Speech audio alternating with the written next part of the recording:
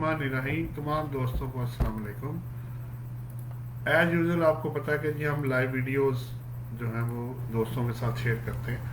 आज की वीडियो का ऑब्जेक्टिव भी इसी तरह लाइव क्वेश्चन आंसर सेशन है जो लोगों के साथ शेयर करना है। तो कुछ अपडेट्स ऐसे हैं जो मैंने आपके साथ शेयर करने हैं, और अगर आपका कोई क्वेश्चन हो तो वो आप ज़रूर इसमें हमारे साथ शेयर कर सकते हैं।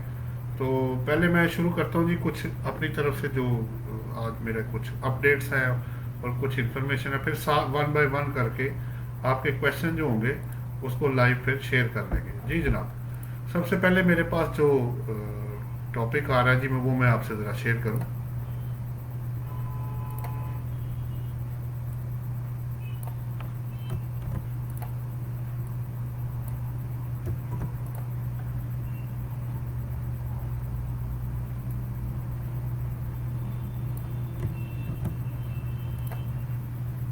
जी ये सबसे पहले बड़ा एक इम्पोर्टेंट एरिया जो मैं आपसे शेयर करने जा रहा हूँ, इस पे कुछ जजमेंट्स भी आई हुई हैं। उसमें जो एरिया पहले उस पर बात कर लेते हैं, फिर उसके बाद आपके साथ उसकी डिटेल जो होगी वो शेयर कर लेंगे। इसमें बेसिकली सब्सटेंस ओवर फॉर्म है, reported judgement of supreme court of Pakistan है। इसमें इशू ये आ रहा है कि अगर आपने कोई ट्रांजेक्शन्स को मोल्ड कर दिया है, जैसे फर्ज करें अगर एक बंदा एम्प्लॉई है, वो अगर कमीशन रिसीव कर रहा है तो वो उसकी सैलरी इनकम में शामिल होगा। लेकिन अगर आप उसको 233 सेक्शन में फाइनल डिस्चार्ज में या मिनिमम टैक्स में डालने की कोशिश करेंगे तो ओबियसली जो पहले फाइनल डिस्चार्ज था या सेपरेट ब्लॉक था, तो वो वाला जो कॉन्सेप्ट होगा यहाँ अडॉप्ट नहीं किया जाएगा। ऑब्वियसली उसको जो स्पेसिफिक उसका हेड होगा वो वहीं जाकर रिपोर्ट होगा। एक बात, दूसरा, ट्रांजैक्शन को चेंज कर देने से ओरिजिनल ट्रांजैक्शन जो होगी वो चेंज नहीं होगी, लॉ उसी पे अप्लाई किया जाएगा। ये इससे रिलेटेड ये जो जजमेंट है जी, ये इस पे मैंने स्टेट कर दी है और दो एग्जांपल्स भी साथ देती है। इसी तरह अगर आपने डेटर से पैसे लेने हैं, आप उनसे पैसे लेने की बजाय डायरेक्टली क्रेडिटर्स को पे करा देते हैं, तो इससे इसका मतलब ये नहीं है कि ये पेमेंट नहीं हुई या रिकवरी नहीं हुई। ये दोनों तरह जो है वो एडजस्टमेंट, जैसे आप जनरल वोचर कहते हैं, उसको ओरिजिनल ट्रांजेक्शन को पेड की शक्ल में ही या रिसीव्ड की शक्ल, पेड और रिसीव्ड समझा जाएगा। ये पहला जी आपका जो टैक्सेस वो जो अपडेट है वो मैंने आपसे शेयर करना था कि जो ओरिजिनल ट्रांजेक्शन होगी उसके मुताबिक ही उस पर टैक्स लगाया जाएगा। चलें आगे चलते हैं जी। दूसरा जो अपडेट है,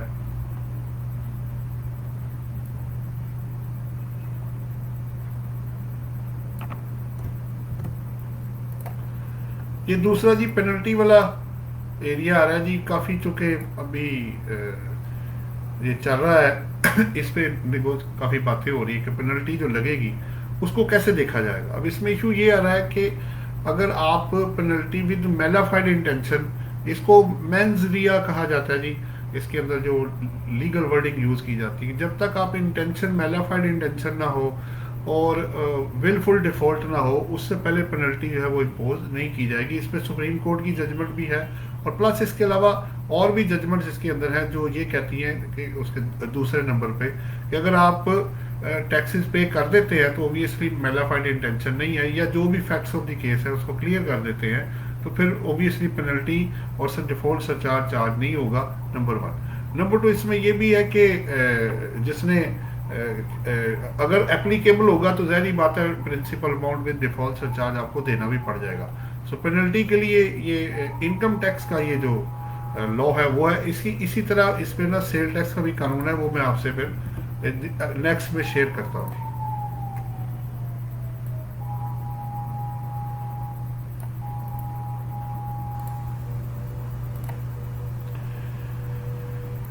जी ये नेक्स्ट मेरे पास आ रहा है जी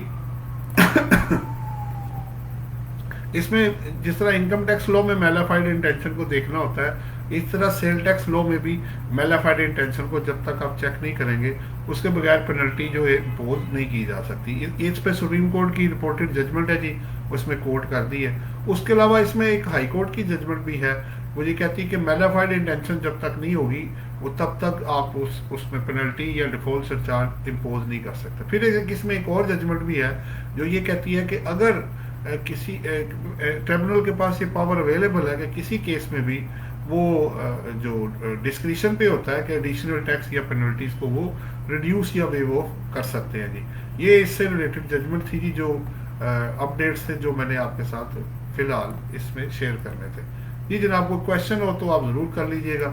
हम लोग इधर आप देख रहे हैं जी, Mohsin Mahmood please send me uploaded book. जी बिल्कुल आपको भेज देते हैं जी बुक आपको। इसमें अभी मैं इसका लिंक आपको मैं भेजता हूँ। मैं बल्कि आप ऐसे करें कि आप ना मोहसिन साहब आप एक काम करें कि मैं एक मिनट लिख देता हूँ आपको। आप ऐसे करें कि इसमें ना हमारा ये जो चैनल है इसके अंदर हमने वो बुक जो है उसको अपलोड कर दिया हुआ है। आप उसको जाके क्लिक करें, उसके नीचे ना उसका पीडीएफ का भी हमने डाल दिया है रेफरेंस, और वैसे भी इसके अंदर अपलोड की हुई है यूट्यूब के अंदर, तो वो आप उसको वहां से देख सकते हैं। आपको ना मिले तो फिर बाद में मेरे साथ बात कर लीजिएगा जी जनाब। नेक्स्ट है जी अली अरसलान मुगल एडवोकेट कह रहे हैं, if after the death of tax payer commissioner not giving the recovery order he say pay 1/3 recovery submit of original order amount pay then given order is right। Arsalan साहब वो तो देखना पड़ेगा ना जी, आपकी वो डेथ जो डिमांड है वो डेथ के बाद की है या पहले की है, फिर उस डिसीज बंदे के पास उसकी कोई प्रॉपर्टी अवेलेबल है कि नहीं है, ये फैक्ट्स एंड फिगर्स पहले देखने पड़ेंगे। ठीक है, डेथ के बाद ऑटोमेटिक जो उसकी लाइबिलिटी होती है वो पास ऑन हो जाती है, उसके जो एसेट्स डिसीज के होते हैं टू डेट एक्सटेंट जिम्मेदारी होती है उनके लीगल रिप्रेजेंटेटिव्स की, या उसके जो ऑथराइज रिप्रेजेंटेटिव पीछे उसके लीगल हेयर्स बेसिकली जो होंगे, वो टू दी एक्सटेंट ऑफ फर्ज करें एक बंदे की अल्लाह माफ करे डेथ हो जाती है तो उसकी डिमांड निकल आती 10 लाख रुपए और उसकी प्रॉपर्टी है 6 लाख रुपए की, तो वो 6 लाख ऑब्वियसली गवर्नमेंट को चला जाएगा। लेकिन अगर प्रॉपर्टी 20 लाख की और डिमांड 4 लाख की है तो बाकी के पैसे फिर उसको फिर दे दिए जाएंगे। सारे पैसे तो वो रिकवर नहीं करेंगे, जितना उनका बनता है उतना, और अगर कोई भी नहीं है तो जाहिर बात है फिर रिकवरी नहीं होगी।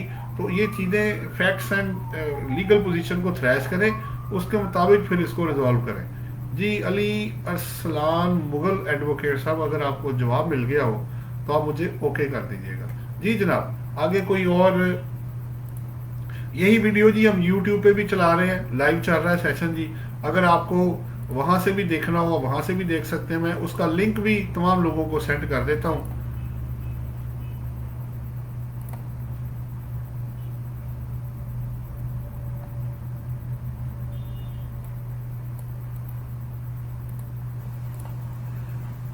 जी ये लिंक मैं आपको दे रहा हूँ जी, 200+ वीडियोस हमने अपलोड की हुई हैं, और ये भी इंशाल्लाह उस पर वीडियो जो है आपके सामने चली जाएगी। ये उसका लिंक है जी आपके पास। अच्छा, उसके बाद अली अरसलान साहब, अगर आपको जवाब मिल गया हो तो ओके कर दीजिएगा। अच्छा, फिर सवाल आ रहा जी, फयाद अहमद साहब कह रहे हैं, sir does 236D is currently impossible और नॉट। 236D इसको जरा देखें, ये किससे कनेक्टेड है, ठहरे मैं बुक में देखता हूँ, या ठहरे ऑर्डिनेंस में सर्च कर लेता हूँ। 236D जो है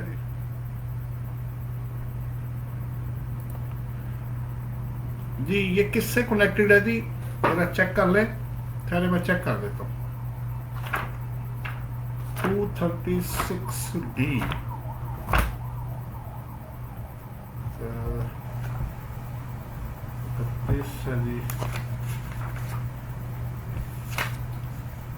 जी ABC C और D।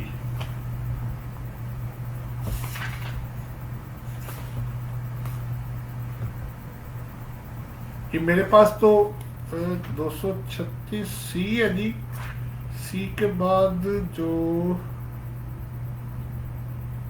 D। अच्छा, ये था जी पहले advance tax on function and gathering. जी बिल्कुल ठीक है जी, ये पहले था जी 236D। अभी तो एप्लीकेबल नहीं है, आपको देखना पड़ेगा जिस टैक्स ईयर से डिलीट हुआ है तो उस पर एप्लीकेबल होगा। अदरवाइज फिर अगर इसको चूंकि सेव भी नहीं किया जाएगा अगर, तो फिर ये ओबियसली डिलीट हो जाएगा, तो ये फारग हो जाएगा जी, फिर ये एप्लीकेबल नहीं होगा जी। फयाज अहमद साहब अगर आपको जवाब मिल गया हो तो इसको ओके कर दीजिएगा। अच्छा, उसके बाद सवाल है जी ताहिर ताहिर हसन कह रहे हैं सेल्स टैक्स में थर्ड पार्टी चेक्स की सेल्स का क्या ट्रीटमेंट करें, काइंडली गाइड, थैंक्स।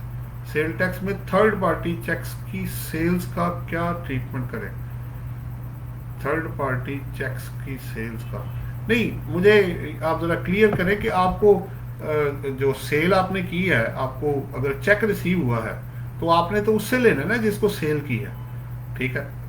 अगर इसके अलावा कुछ है तो मुझे क्लियर करें। मुझे लग रहा है आप कहना चाह रहे हैं किसी और का चेक आपके पास आ गया, तो ये तो फिर इनपुट आउटपुट में आपको मसला हो जाएगा, 73 सेक्शन आपको हिट हो जाएगा। इसको जरा चेक करें, ये आपके लिए प्रॉब्लम। बेहतर ये है कि जिसको सप्लाई की है उसी का चेक लें। ठीक, अली अगर ताहिर हसन साहब अगर आपको जवाब मिल गया हो तो ओके कर दें। अली अरसलान एडवोकेट कह रहे हैं we want to file appeal, he is not giving the order, he say 1/3 pay penalty then giving you order. नहीं अली अरसलान साहब, बात ये है आप ऐसे करें कि अटेस्टेड कॉपी की उन्हें रिक्वेस्ट फॉरवर्ड करें, ठीक है। अगर नहीं तो उनके चीफ कमिश्नर से मिल लें, उन्हें कह जी ये ऑर्डर जो है आप ओरिजिनल होगा तो आप अपील फाइल करेंगे ना, आपको ऑर्डर तो चाहिए होगा क्योंकि 30 डेज के अंदर अपील फाइल होती है, तो वरना तो वो ये लीगल राइट तो आपका वो रोक नहीं सकते। लेकिन बड़ा तहम्मुल का मतलब आप मुजाहरा कीजिएगा तहम्मुल मिजाजी का, इसमें बड़े तरीके से जाके रिक्वेस्ट करें, उनको भी करें, और अगर वो नहीं देते तो चीफ कमिश्नर साहब को रिक्वेस्ट करें कि आपको उसकी कॉपी दी जाए ताकि आप उसका जो अपील है वो फाइल कर सकें, अगर ओबियसली आपको सर्विस नहीं हुआ तो। जी अली अरसलान साहब अगर आपको जवाब मिल गया हो तो ओके कर दें। रिजवान हमीद कह रहे हैं sir if company having losses then in that case company will have to pay turnover tax और नॉट। देखें रिजवान हमीद साहब, उसने लिखा हुआ है कि अगर लॉसेस भी हैं तो ओबियसली टर्नओवर टैक्स तो अपनी जगह पे लगे। पहले कभी था कि वो ये था कि अगर ग्रॉस लॉस होता था बिफोर डेप्रिसिएशन के तो टर्नओवर टैक्स नहीं लगता था। अब वो वाला कॉन्सेप्ट उन्होंने ख़त्म कर दिया है हमारी इंफॉर्मेशन के मुताबिक। तो अब अगर आपको लॉस भी है, इवन ग्रॉस लॉस भी है, तो तब भी आपको टर्नओवर टैक्स जो है वो देना पड़ेगा, जो कि अगर एप्लीकेबल है तो। ये आपको चेक करना है कि आपके केस में एप्लीकेबल है कि नहीं। तो रिजवान हमीद साहब अगर जवाब मिल गया हो तो इसको ओके कर दें। सईद हुसैन कह रहे हैं फंक्शन, हाँ जी वो मैंने आपको जवाब दे दिया जी, फंक्शन एंड गैदरिंग का। जी आगे कौन है जी सर, फंक्शन पर है 236, ठीक है जी, बात हो गई आपसे। हमाद शेख कह रहे हैं क्या सेक्शन 147 का इतलाक उन टैक्स गुजारों पर भी होता है जिनका टैक्स सेक्शन 153 ए और बी के तहत डिडक्ट होता है। जी बिल्कुल ऐसे ही है जी, वो लोग क्योंकि ये मिनिमम टैक्स में चला गया ना, तो जो मिनिमम टैक्स के अंदर होगा एडवांस टैक्स की लायबिलिटी उन पे भी आएगी। सो हमाद शेख साहब अगर आपको जवाब मिल गया हो तो इसको ओके कर दीजिएगा। उसके बाद एक और सवाल है, वो कहते हैं जी what are conditions for revise wealth statement. ये इस वक्त जी स्टेटस ये है कि आपने पिछले 5 साल से पीछे जो है ना वो आप नहीं जा सकते, पहली लिमिटेशन। दूसरी लिमिटेशन ये है कि आपने अंडर इंटीमेशन देना है जब वो आपका प्रिस्क्राइब फॉर्म और प्रोसीजर डिफाइन कर देंगे। और तीसरी बात ये है कि उनके ये आपका आपका आपका क्या कहते हैं कोर्स ऑफ एक्शन है कि आप रिवाइज करने के लिए ये करेंगे। अदरवाइज उनके पास जो पावर है वो ये है कि जब आप रिवाइज करेंगे तो 2021 से मेरी इंफॉर्मेशन के मुताबिक टैक्स ये 2021 में वो 20 को निकाल के तो आपकी रिवाइज वेल्थ को रिजेक्ट भी कर सकते हैं। ये ज़रा आप देखिएगा अगर आपको जवाब मिल गया हो। इन्होंने नाम डायबिटीज़ वॉलंटियर रखा हुआ जी, जो तो मैं उन्हीं को ही जवाब दे रहा हूँ जी। जी आगे है जी मेरे पास अली असलान मुगल साहब कह रहे हैं ओके थैंक, चले आपका शुक्रिया जी। ताहिर हसन कह रहे हैं okay thanks I will check 73, चले थैंक यू वेरी मच जी। साद अली कह रहे हैं सर क्या income tax and sale tax are applicable in ex FATA. देखिए साद अली साहब बात ये हो रही है अब फाटा और पाटा नहीं रहे, वो मर्ज हो गया रिस्पेक्टिव अपने प्रोविंसेस के साथ, बलोचिस्तान और केपीके के साथ। अब जहां तक एप्लीकेशन ऑफ इनकम टैक्स की है या सेल टैक्स की, अगर तो आप ट्रांजैक्शन विद इन फाटा और पाटा करेंगे तो उनको एग्जम्पशन दी गई है उन्होंने थ्रू सेकंड शेड्यूल आपके इनकम टैक्स में, और इसी तरह सेल टैक्स लॉ में उनको 5-5 साल की छूट दी गई है। तो अभी फिलहाल तो उनकी ट्रांजैक्शन जो उनके जो ज्यूरिसडिक्शन है उसके अंदर होगी उस पर तो टैक्सेस नहीं लगे। जैसे ही एग्जम्पशन फिर खत्म होगी, अगर ये एक्सटेंड ना हुआ तो फिर उनको टैक्स लगेगा। लेकिन अगर आप वहां से इधर या इधर से उधर ट्रांजैक्शन करेंगे, यानी पाकिस्तान से फाटा में, फाटा से इधर, जो तो फिर आपको रिस्पेक्टिव लॉज को फॉलो करना पड़ेगा। तो साद अली साहब अगर आपको जवाब मिल गया हो तो इसको ओके कर दे। रिजवान उम्मीद कह रहे हैं जी ओके थैंक्स, आपका शुक्रिया जनाब। आगे आ गया जी हामिद रहमान साहब कह रहे हैं sir please explain about how to study and understand withholding of sales tax and income tax on invoices which section specifically we have to learn. Hamid Rehman साहब, इनकम टैक्स में तो ज़ाहिर बात है जो आपने परचेजिंग करनी है 153 सेक्शन है, ठीक है, मेन सेक्शन 153 है, सैलरी के लिए 149 सेक्शन है। आप उनको अच्छी तरह स्टडी करें, प्लस उसकी फिर एग्जम्पशन भी आपको देखनी पड़ेगी, और ओबियसली जो रेलिवेंट लॉ है वो पूरा पढ़ना पड़ेगा, नंबर 1। नंबर 2, आपने क्या कहा, ये तो आपका हो गया पूरा हामिद रहमान साहब। और सेल टैक्स का, सेल टैक्स में विद होल्डिंग के उन्होंने आपको पता कि अलग से एक चैप्टर बनाया हुआ है, आप उसका शेड्यूल है उसको जाके 10th या 11th या 12th जो भी शेड्यूल है उसको जाके स्टडी करें और उसके मुताबिक फिर उसको पढ़ ले, आपको विद होल्डिंग का पता लग जाएगा। तो हामिद रहमान साहब अगर आपको जवाब मिल गया हो तो इसको ओके कर दें। जवाद अहमद कह रहे हैं जी sir do you have any experience of A J K tax jurisdiction. बिल्कुल जी जवेद अहमद साहब, जवाद अहमद साहब, बात ये हो रही है कि अब इस वक्त जो प्रेजेंट लॉ है ना, इनकम टैक्स और सेल टैक्स लॉ जो पाकिस्तान का है वही एजेके में अब अप्लाई होता है। आप उनकी साइट पे जाके चेक कर सकते हैं। सो इसलिए जो पाकिस्तान का लॉ है वो एज इट इज ही उन पे अप्लाई होगा। अगर आपको ये जवाब मिल गया हो तो इसको ओके कर दें। ख्वाजा अली रऊफ कह रहे हैं, बल्कि जवाद अहमद साहब हमने एक सेमिनार भी करना था समेडा के प्लेटफॉर्म से, लेकिन कोरोना वायरस की वजह से हम वो सेमिनार आज़ाद कश्मीर में नहीं कर सके, ठीक है। तो ये आपके लिए फिलहाल जवाब। अच्छा जी, ख्वाजा अली रऊफ कह रहे हैं how to avoid further tax on supplies by commercial importer, can further tax can be levied on unconsumed stock by department. देखें बात ये हो रही है, मेरा ख्याल है आप ख्वाजा अली रऊफ, अगर मैं मिस्टेक नहीं कर रहा तो आप सेल टैक्स के पॉइंट ऑफ व्यू से बात कर रहे हैं, इज इट सो?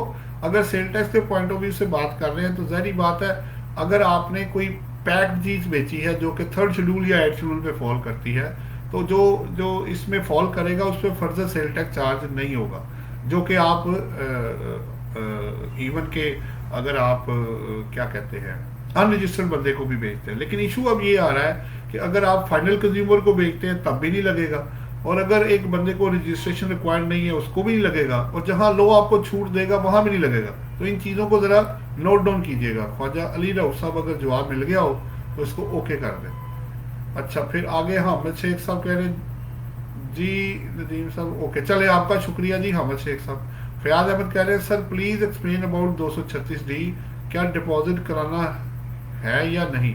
देखिए अभी तो वो सेक्शन ही नहीं है, मैंने आपको पहले ही बताया है कि ये फंक्शन एंड गैदरिंग अगर आप पे लॉ अप्लाई होता है तो तभी आप जमा कराएंगे ना, ऐसे थोड़ी जमा कराने चले जाएंगे।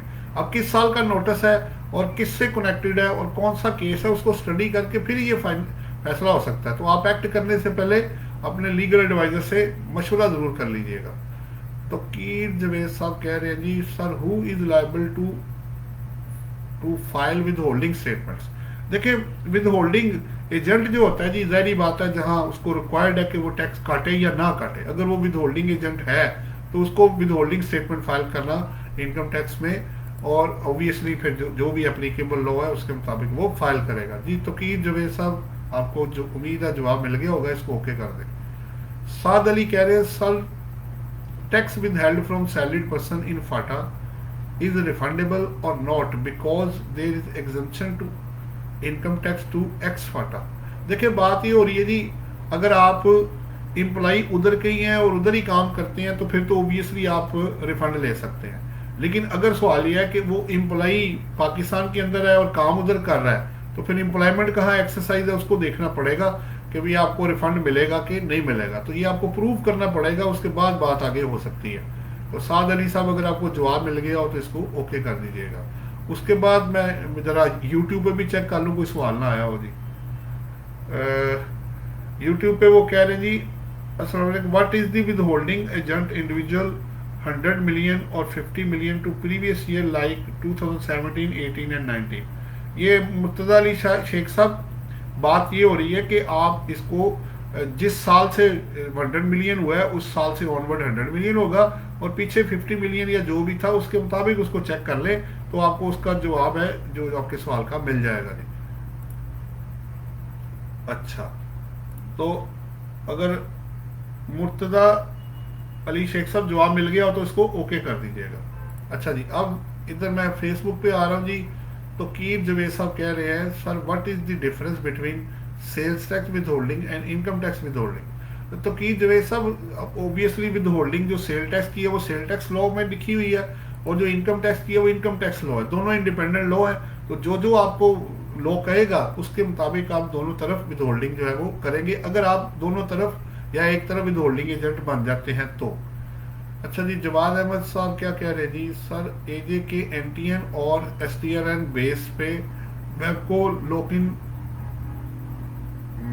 मिलता है। देखिए बात ये है, सवाल अब ये हो रहा है कि ये तो आपको चेक करना पड़ेगा, क्योंकि उनका इंडिपेंडेंट लॉ है, यहाँ इंडिपेंडेंट लॉ है, तो उधर तो प्रिंसिपल्स अगर सेम है तो रजिस्ट्रेशन तो ऑब्वियसली आपको अलग अलग ही रखनी पड़ेगी, क्योंकि उधर असेसमेंट अलग है और इधर असेसमेंट अलग है।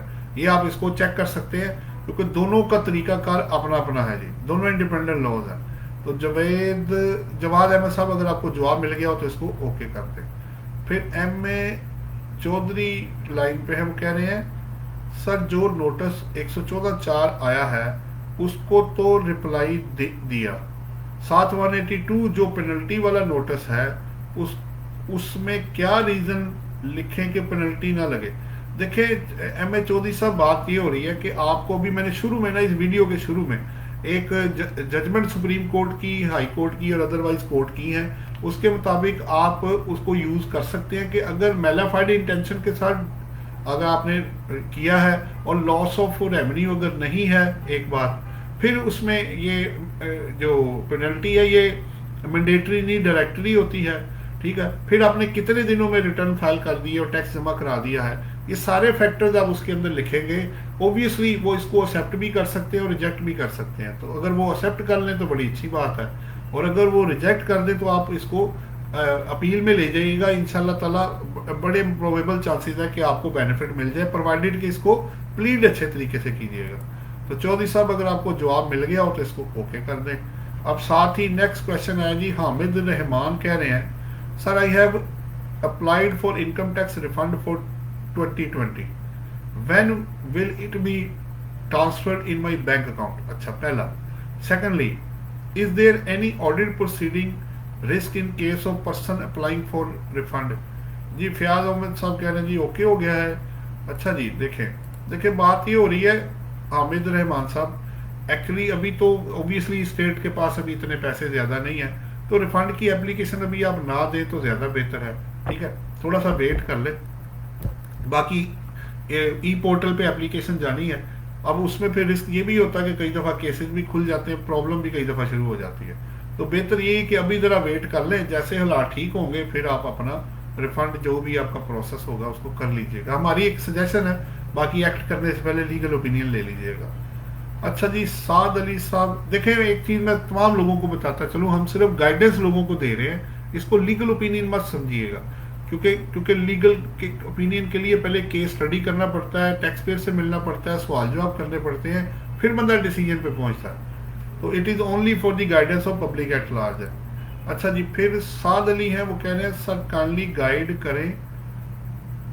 करें जो विद होल्डिंग टैक्स डिडक्ट हो रहा है फाटा में, उसको कैसे क्लेम करें और क्या प्रोवाइड किया जाए डिपार्टमेंट को, ताकि आइंदा वो टैक्स विदहेल्ड ना करें। फाटा जज़ाकल्लाह। देखिए साद अली, बात ये हो रही है, आप पहले लॉ को कंसल्ट करें कि आप लीगल ओपिनियन ले लें अपने कंसल्टेंट की कि क्या इस बंदे को टैक्स लगना है कि नहीं लगना। अगर तो वो लगता ही नहीं है तो फिर तो क्वेश्चन ही खत्म हो गया ना। उसकी सेकंड शेड्यूल में उन्होंने मेरे हाल 100 अब 124 25 26 या 131 33 कुछ इस तरह करके क्लॉजेज है, जिसके तहत जो फाटा और पाटा वालों को ना लास्ट वाली हैं उनको एग्जम्पशन दी गई है इससे, उनकी इनकम को 5-5 साल के लिए। उसको ज़रा चेक कर लें आप। और जब टैक्स एप्लीकेबल ही नहीं होता तो फिर ऑब्वियसली फिर उसको टैक्स लगना नहीं चाहिए। अच्छा जी, हमारे साथ अब आए हैं नुमान जफर कुरैशी। वो कह रहे हैं सेक्शन 114(4) का नोटिस कैसे रिस्पॉन्ड करना है। देखिए बात यही है, अगर आपको नोटिस आया है तो आप उसकी रिटर्न उसकी बनाएं, और जाहिर बात है उसकी अगर इंडिविजुअल है तो उसको वेल स्टेटमेंट भी बनाएं और उसको फाइल करें प्रॉपर तरीके से, ताकि इस चीज़ से फिर डिफॉल्ट से बचा जा सके। जी जनाब नुमान जफर साहब, अगर आपको जवाब मिल गया हो तो इसको ओके कर दीजिएगा। अब जैसे मैंने पहले, अब मैं उधर भी देख लेता हूँ जी। इधर हमारे पास यूट्यूब पे आए जी सवाल, खुरम शहजाद साहब आ रहे हैं। वो कह रहे हैं sir, if a retailer who have turnover less than 10 million in a year, do he need to register in sales tax. देखिए खुरम शहजाद साहब, बात ये हो रही है कि टर्नओवर इतना नहीं, उसमें टीयर 1 और टीयर 2 वाले जो है उसको जाके चेक करें, उसकी डेफिनेशन देखें। अगर आप टीयर 1 में फॉल करते हैं, एसी हॉल है, 30 लाख तक टर्नओवर है, या आप बिजली के बिलों पे भी बेस कर रहे हैं, या एक फ्रेंचाइज है, तो फिर उस सूरत में कोई भी कंडीशन अगर मेट हुई तो फिर सेल टैक्स में रजिस्टर्ड होना लाजमी हो जाएगा। 10 million will not only serve the purpose. जी अगर आपको खुरम शहजाद साहब जवाब मिल गया हो तो इसको ओके कर दें। तो आगे क्वेश्चन है great public service, thank you very much जी। वो कह रहे हैं can under the export policy exports to Afghanistan is perishable communities in Pakistan rupees. देखिए ये तो आपको स्टेट बैंक से पता करना पड़ेगा। मैं तो इनकम टैक्सेस और टैक्सेस की बात कर रहा हूँ। जो एप्लीकेबल टैक्सेस हैं अगर आप वो दे देंगे तो आपका वो फाइनल डिस्चार्ज हो जाएगा। तो मैं तो टू डेट एक्सटेंट ही आपसे बात करूंगा, क्योंकि हमारे यही लॉज बड़े एलोबरेटिव है और डिटेल्ड में है। हम इतना ही कर लें तो काफ़ी हो जाता है। फिर आगे सवाल है what will be the mechanism, वो आप उनसे पूछ लीजिएगा जी। खुरम शहजाद कह रहे ओके सर, चले थैंक यू वेरी मच जी। मैं वापस अब उधर, चूंकि यही लाइव वीडियो जी हमारी फेसबुक पे भी चल रही है, तो मैं उधर से अब उसको देख। आगे कहते हैं जी clause 110 of part 4 of the second schedule, ये किसके लिए बात हो रही जी कैसर साहब? अगर वो है तो ठीक है, आप उसको देख लें। अगर आप उसमें फिट होते हैं तो आप बेनिफिट अगर मिलता है तो आप ले लें। Sir please share the link the text book.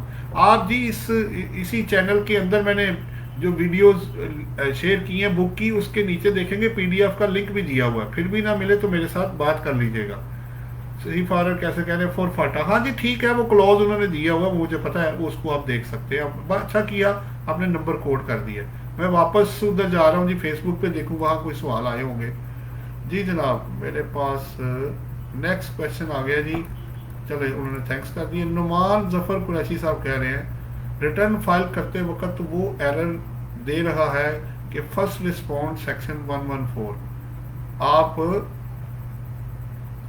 हाँ तो आप 1144 114(4) का, हाँ तो ठीक है ना, आप जवाब बना देना। तो क्या है उसमें, क्या मसला है? आप देखिए उसके अंदर क्या आ रहा है। 114(4) में आपको अभी बता देता हूँ जी। 1144 का अभी देख लेते हैं। आपका 113 114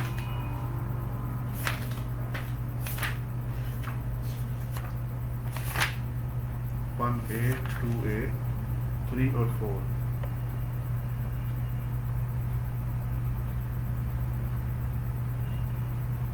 हाँ तो ठीक हो गया ना जी। आपको वो रिटर्न मांग रहे हैं तो रिटर्न फाइल करें, आप उसका जवाब बना के उसको फाइल कर दें। यही है कि वो जिससे रिक्वायर्ड है कमिश्नर इनर रेवेन्यू वो मांग सकते हैं। अगर आपको जवाब मिल गया और नुमान जफर साहब तो इसको ओके कर दें। आसिम अशरफ कह रहे हैं अस्सलाम वालेकुम। वालेकुम अस्सलाम, कैसे हैं आप? अल्लाह का शुक्र। Sir there is any time schedule for this discussion? नहीं आसिफ अशरफ साहब, अभी फिलहाल तो हमने ऐसा नहीं किया, मे बी इन फ्यूचर हम कुछ ऐसा सोचें जी। आगे है जी हामिद रहमान है, वो कह रहे हैं, अच्छा जी जवाद अहमद ने ओके कर दिया जी। Sir if anyone want to learn tax on its own please tell from where to start and go ahead step wise, what's your recommendation and having such huge experience. देखिए हामिद रहमान साहब, ये तो पंजाबी कहते हैं जी जितना गुड़ पाओगे उतना मीठा होगा। तो अब आप कहीं से तो शुरू करेंगे, किसी को तो अपने साथ अटैच करेंगे या खुद किसी के साथ अटैच होंगे। तो बेहतर यही है कि आप किसी के साथ अटैच हो जाए और उसको आहिस्ता आहिस्ता जो है उसको ग्रिप करना शुरू कर दें। ये ही मेरी आपके लिए रिकमेंडेशन है जी।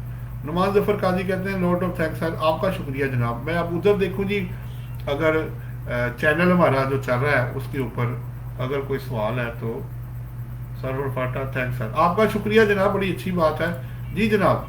तो अब आप लोगों को भी मैं जो लिंक है वो सेंड कर देता हूँ जी।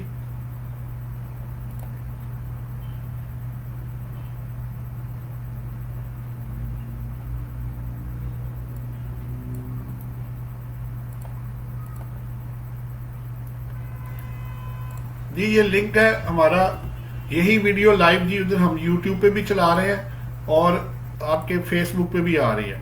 आप इसको सब्सक्राइब कर दें, बेल आइकॉन को क्लिक कर दें। जितनी भी फ्यूचर की, एक तो जो एग्जिस्टिंग है 200 प्लस वीडियोस वो आपको फ्री मिल जाएंगी, और प्लस फ्यूचर में जितनी वीडियोस आएंगी वो ऑटोमेटिक आपके पास उसका जो जो लिंक है वो आपके पास आना शुरू हो जाएगा।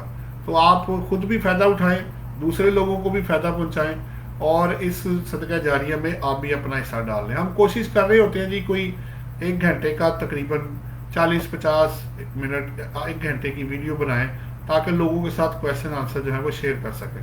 जी जनाब। अच्छा मैं आगे अब चल रहा हूँ जी, मैं कुछ और भी मैंने शेयर करना है आप लोगों के साथ।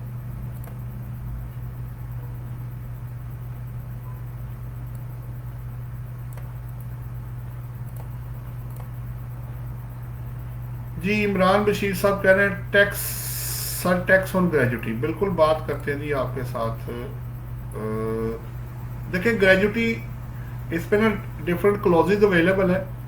अगर आप एफबीआर से अप्रूव्ड ग्रेजुटी फंड से लेते हैं या आपका एफबीआर ने अप्रूव किया हुआ फंड या 6 शेड्यूल में अप्रूव्ड है, या अगर आपको क्या कहते हैं प्राइवेट सेक्टर से आया है जहाँ पे जो जो है आपको जो ग्रेजुटी दी जाएगी तो उसमें 50% है, या जो मिलेगा आपको उसका 50%, या अमाउंट उन्होंने दी है 2 लाख या 3 लाख है, उनमें से जो कम होगा वो माइनस किया जाएगा, बाकी टैक्सेबल होगा।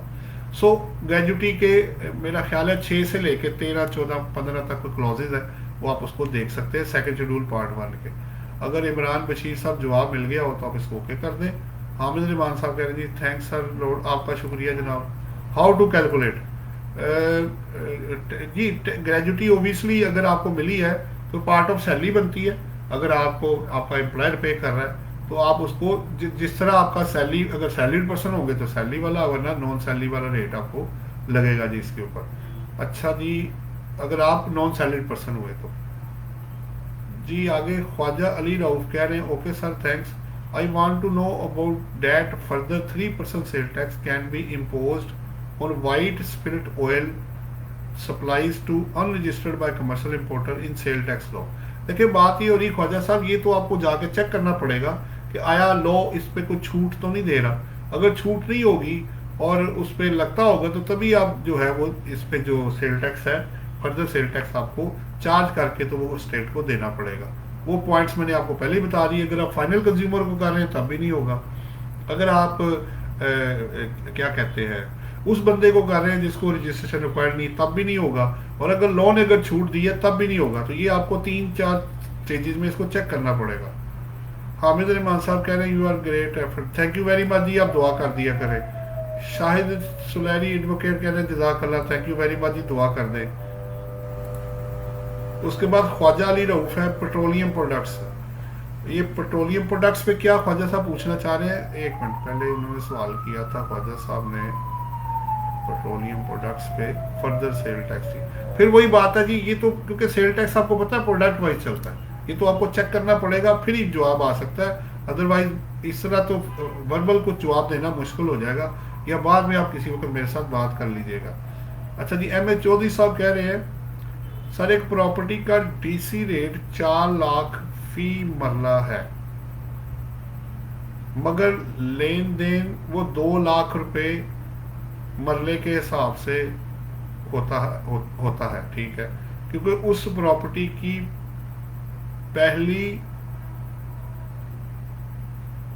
पहले वही इतनी से, जबकि गवर्नमेंट फीस और एफबीआर भी टैक्स डीसी रेट पर करता है। अब रिटर्न में कौन सी वैल्यू ऐड करेंगे, डीसी रेट वाली या कंसिडरेशन वाली अमाउंट? देखिए एम ए चौधरी साहब, बात ये हो रही है कि लो अब इस वक्त ये कहता है कि अगर आपने एक चीज परचेज की है, दो सिचुएशन है, आपने 4 लाख की चीज परचेज की है, डीसी रेट या एफबीआर का रेट कम है, तो आपने जो वेल्थ में रिपोर्ट करनी है, जो एक्चुअल आपने पेमेंट की है वही है। अब चाहे वो एफबीआर के रेट से कम है या ज्यादा है, आपको रिपोर्ट वही करनी है जो आपने पे की होती है, ये आप जेहन में रखिएगा, ठीक है। वैसे तो वो जो एफबीआर रजिस्ट्री एफबीआर के रेट से कम पे नहीं करते जहां एफबीआर का रेट है, तो आपको जो अमाउंट आपने वाइट करनी है वो वही होगी जो एक्चुअली आप पे कर रहे हैं। तो कुछ जगहों पे रेट कम है, कुछ जगहों पे ज्यादा है, जो एक्चुअल आप पे कर रहे हैं वो एफबीआर के रेट से कभी ज्यादा है कभी कम है। कुछ जगहों पे, ज्यादा जगहों पे एफबीआर का रेट कम है और आप एक्चुअली ज्यादा दे रहे होते हैं। हामिद, अगर आपको जवाब मिल गया हो तो एम ए चौधरी साहब इसको क्लियर कर दीजिएगा। अच्छा जी, आगे है हामिद रहमान है, वो कह रहे हैं sir is your book updated for CA latest attempt? जी बिल्कुल हामिद रहमान साहब, आप हमारे चैनल पे चले जाएं, मैंने अभी लिंक भी उसका ऊपर सेंड किया, institute of taxation and finance. मैं आपको दोबारा भी दे देता हूं, आपको मैसेज कर देता हूं, आपको रिप्लाई कर देता हूं।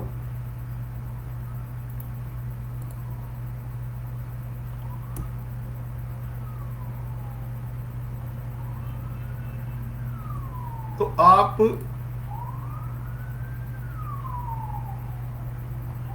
सिंपली उसमें चले जाएं, हमने बुक जो है अपनी अपलोड की है, उसको क्लिक करेंगे तो आपको उसके नीचे उसका पीडीएफ का लिंक भी मिल जाएगा। अगर ना मिले तो बाद में मेरे साथ बात कर लीजिएगा। अच्छा, इमरान रशीद साहब कह रहे हैं थैंक्स, आपका शुक्रिया जी। फिर है जी रिजवान हमीद साहब कह रहे हैं सर अगर गवर्नमेंट टीचर रिसीव्ड करता है ही गवर्नमेंट से, तब क्या फुल एग्जाम्प्ट होगी ग्रेजुएटी? जी बिल्कुल ऐसा ही है, इसको फुली एग्जाम्प्ट है जी गवर्नमेंट का, जो क्योंकि वो जारी बात है वो प्रोविडेंट फंड पहले ही गवर्नमेंट का जो होता है वो उसको छूट दी गई है, तो वो एग्जाम्प्ट होगा जी, आप उसको वेरीफाई कर लीजिएगा। हामिद रहमान साहब कह रहे हैं, रहमान साहब अगर जवाब मिल गया तो ओके कर दे। हामिद रहमान साहब कह रहे हैं sir what about taxation of accommodation facility provided to a government employee? देखिए इसमें ना जो क्लॉजेज है 56 से लेके, मेरा ख्याल है 51 से लेके 56 से कुछ ऐसे है, उस क्लॉजेज में जो एग्जम्पशन है वो आप ले लें। अदरवाइज जो तरीका आपका बाकी है वो एज इट इज ही प्राइवेट सेक्टर वाला है कि आपको 45% ऑफ एमटीएस या fair market value of rented property, आपको हायर वैल्यू जो है वो सैलरी में शामिल करनी है, ये आप देख सकते हैं जी। हामिद रहमान साहब अगर जवाब मिल गया हो तो उसको ओके कर दे। ख्वाजा साहब ने कह दिया जी ओके। फयाज अहमद साहब कह रहे हैं जी sir if manufacturing unit is in Peshawar but show cause notice has been sent by RTO Lahore, अच्छा does it is in the jurisdiction of Lahore, how will give reply to the RTO Lahore? देखिए आप पहले चेक कर लें कि उसकी रजिस्ट्रेशन का जो प्रोफाइल आ रहा है वो कहाँ आ रहा है। अगर पेशावर में है तो और उसकी जुरिसडिक्शन नहीं ट्रांसफर हुई तो जाहिर बात है ये तो फिर केपीके में आएगा, लाहौर वाले तो इसको इशू नहीं कर सकते हैं, क्योंकि जहां मैन्युफैक्चरिंग प्रीमिसेस होते हैं वहीं पे ही उसकी असेसमेंट की जाती है उस यूनिट की। इसको जरा आप चेक कर लें और इसको मुझे ओके कर दें फयाज साहब। एम ए चौधरी साहब कहते हैं जी वैल्यू किस चीज़ की जनाब? अच्छा वो उन्होंने सवाल किया था एम ए चौधरी साहब, वैल्यू जारी बात है ना, जो आप पे करेंगे उसी की बात कर रहा हूँ, वही वैल्यू आप रिपोर्ट करेंगे वेल्थ स्टेटमेंट के अंदर जी। अच्छा जी, फिर आ गया सवाल sir how to change the jurisdiction of a person, what are the requirements of law? Hamid Rehman साहब जुरिसडिक्शन देखें, आपकी मर्जी से तो नहीं ना जुरिसडिक्शन चेंज होनी, अगर तो आपने गलत इसमें कोट कर दी है तो फिर आप उसको जो जुरिस्डिक्शन को ऑब्वियसली अगर उनके पास नहीं है तो आप उनको कह सकते हैं जी मेरा जुरिस्डिक्शन इधर लाई करता है, इसलिए ऑन पॉइंट ऑफ जुरिस्डिक्शन मेरा जो केस है उधर ट्रांसफर किया जाए, लेकिन पूरे फैक्ट्स एंड फिगर्स को पहले थ्रेश कर लीजिएगा। रिजवान अमीर साहब कहते हैं ओके हो गया जी, great sir, thank you very much जी, दुआ कर दिया करें। रिजवान अमीर साहब कह रहे हैं जी सर सर्जिकल गुड्स की के रिलेटेड इनकम टैक्स और सेल टैक्स की टैक्स इम्प्लीकेशन डिस्कस करें प्लीज। रिजवान अमीर साहब सर्जिकल गुड्स मसला ये है, फिर वही बात है, आप इंपोर्ट करके बेच रहे हैं या एक्सपोर्ट कर रहे हैं, लोकल बेच रहे हैं, वो सारे फैक्ट्स देखने पड़ेंगे। ओबियसली अगर लॉ ने इसमें कुछ जगहों पे छूट भी दी हुई है कुछ चीज़ों से, ठीक है, अगर आप एग्जम्पशन में नहीं जाते और नॉर्मल अगर है तो फिर जाहिर बात है अगर सेल टैक्स एप्लीकेबल है तो स्टैंडर्ड रिड्यूस रेट में ना गया तो स्टैंडर्ड रेट लग जाएगा, अगर एप्लीकेबल है तो। पहली बात तो ये, अगर वो उसको छूट दी गई तो एग्जाम्प्ट में चला गया तो फिर नहीं होगा। और इनकम टैक्स में ओबियसली जो प्रॉफिट एंड लॉस अकाउंट आप बनाएंगे वो बना के वो मिनिमम टैक्स को भी साथ चेक करना पड़ेगा। जी रिजवान साहब आपको जवाब मिल गया हो तो ओके कर दे जी। मोहम्मद जीशान हमारे साथ है, वो कह रहे हैं सर कमर्शियल इंपोर्टर की इनकम टैक्स विद हेल्ड के बारे में बता दें। देखिए कमर्शियल इंपोर्टर अगर एग्जम्पशन नहीं है तो आपको पता है कि उस पर जो टैक्स कटेगा या वो वाला टैक्स या उसकी सेल के ऊपर जो प्रॉफिट एंड लॉस अकाउंट बनेगा उस पर जो टैक्स आएगा टैक्स में, तो दोनों में से जो हायर होगा अगर टैक्सेबल इनकम पे टैक्स या इंपोर्ट के ऊपर tax, whichever is higher जो है वो बंदा इस वक्त 2020 और 21 में पे करेगा अगर उसको एग्जम्पशन या रिड्यूस रेट कोई ना मिला तो। सईद हुसैन कह रहे हैं जी हाँ जी मोहम्मद जीशान साहब अगर जवाब मिल गया हो तो इसको ओके कर दे। सर स्टे किस तरह होगा फाइल अब 1 जनवरी 2021 के बाद इनकम टैक्स अपील की रिकवरी के अगेंस्ट ऑनलाइन ही होगा या मैनुअल। देखिए बात यह है कि फिलहाल तो उन्होंने अपील का ये कहा है वहां है, तो आप उनसे डायरेक्ट बात कर लें कि अगर स्टे बंदे ने लेना है तो क्या उसकी फैसिलिटी भी ऑनलाइन में अवेलेबल है। अगर वो नहीं होगी तो आपको मैनुअल जाना पड़ेगा, लेकिन अगर वो उसके अंदर आपको फैसिलिटेट कर देते हैं तो आप फाइल कर दीजिएगा, क्योंकि 1 जनवरी से ऑब्वियसली ऑनलाइन आ गई है अपील आपकी, तो इसको चेक एंड बैलेंस मेरा कर लें और वेरीफाई कर लें इसको। जी आगे है जी, हाँ जी ये सवाल थे जी आपके। मुझे उम्मीद है सईद हुसैन साहब आपको कुछ हेल्प मिल गई होगी, अगर आपको आवाज़ सही आ रही है और समझ आ गई है तो इसको ओके कर दें। अच्छा जी फिर आगे हैं जी, अल्लाह आपका भला करे जी। रिजवान साहब आए हैं, वो कह रहे जी सर सर्जिकल गुड्स के related section and relevant clauses mention कर दें both for local manufacturer and exporter. देखिए बात ये हो रही है एक्सपोर्टर तो फाइनल डिस्चार्ज है, अगर रिड्यूस रेट ना मिला वो तो 154 सेक्शन है, आप उसको पढ़ सकते हैं नंबर 1 एक, और दूसरा रही बात लोकल की तो 153 में फॉल करेगा अगर अदरवाइज कोई रिड्यूस क्लॉज या सेक्शन ना मिला तो। चलें रिजवान साहब कह रहे हैं जी ओके हो गया। हामिद रहमान कह रहे हैं जी रिजवान साहब अगर आपको जवाब मिल गया हो तो ओके कर दें। मोहम्मद रिजवान साहब ओके कह रहे हैं जी। हामिद रहमान कह रहे हैं से सर टैक्स का स्कोप इन पाकिस्तान, टैक्स का स्कोप क्या जी इन पाकिस्तान फ्यूचर में कैसा है। बड़ा अच्छा है जी, क्योंकि टैक्सेस अब आपको पता है आगे इसके बगैर आप सर्वाइवल बहुत मुश्किल हो जाएगा, काम करना लीगल बिजनेस अब करना ऑलमोस्ट इम्पॉसिबल हो जाएगा अगर आप उसको कवर नहीं करते। जी जनाब आगे मैं उधर भी देख लूँ जी यूट्यूब पे जी खुरम शहजाद साहब आगे वो कह रहे हैं if a person's salary is taxable and he also received provident fund, could you please tell me is it taxable company contribution। देखिए खुरम शहजाद साहब बात ये हो रही है, अगर आपको जो प्रोविडेंट फंड मिला है उसको पहले चेक करना है, अगर तो वो एग्जेम्प्ट होगा तो उसको तो टैक्स नहीं लगेगा, लेकिन अगर वो टैक्सेबल है तो फिर आपकी इनकम में जितना भी टैक्स निकलेगा टैक्सेबल बनेगा वो ऐड करके तो फिर टैक्स लगेगा। तो ये आपको चेक करना पड़ेगा कि जो प्रोविडेंट फंड से पैसा आया है वो एग्जेम्प्ट है कि टैक्सेबल है। ये डिपेंड करता है कि टाइप ऑफ प्रोविडेंट फंड क्या है। आप 6 शेड्यूल को पढ़ सकते हैं जी, उसमें आपको हेल्प मिल सकती है कि रिकग्नाइज है अनरिकग्नाइज है या गवर्नमेंट का प्रोविडेंट फंड है।